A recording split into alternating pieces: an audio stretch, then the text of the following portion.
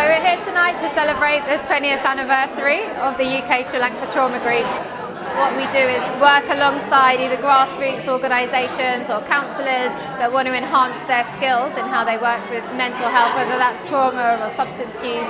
But then we also do specific training for mental health professionals in Sri Lanka, like psychiatrists, psychologists.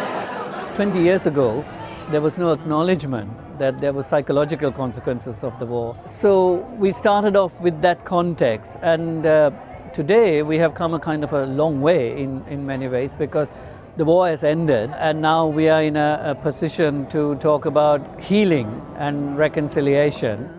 Today we had a series of workshops, or we can call it a conference, focused on psychological trauma, where we were able to talk about Sri Lanka in a context and also international things. So we had an amazing, moving talk by Mike Sears of the experience of the Falkland War.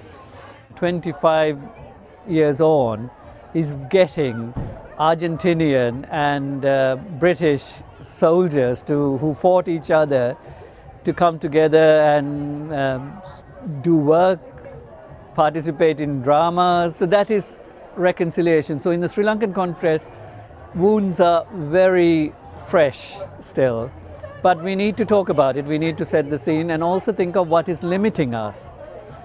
And then hopefully we will get, like in Argentina at some point, the combatants to talk to each other and come to terms with what they were doing.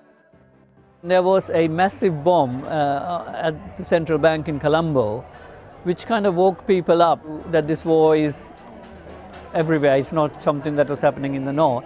And then there was call for help, so we thought collectively, if we formed a group and coordinated our activity, we might have a greater impact. And that's how we started, where for the first time we managed to get non-governmental organizations, governmental organizations, sharing their experience, and it's the first time it happened in Sri Lanka. So that had an impact, and from then on we've kind of continued with the work just through training and awareness raising, and we managed to get trauma into the policy framework, and we were able to then establish a resource center in Sri Lanka called Samutthana. So I think we are supported, and at least 4 members from Samutthana and the UK Sri Lanka Trauma Group has been incorporated into a presidential task force to do with reconciliation. We work with lots of different volunteers. Those that are mental health professionals that are in the UK, they may have a link to Sri Lanka. Also just people that are interested to train different types of mental health professionals.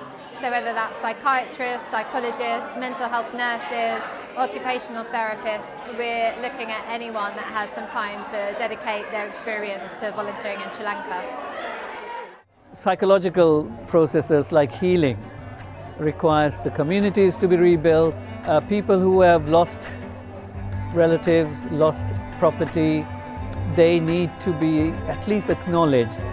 So trauma is why there is still real call for justice. You know, everybody has to play a part, and UK Sri Lanka Trauma Group also really wants to play its part, because the reason for our existence really is to help in this process. So we are very pleased that we can play a part, and we hope to play a part.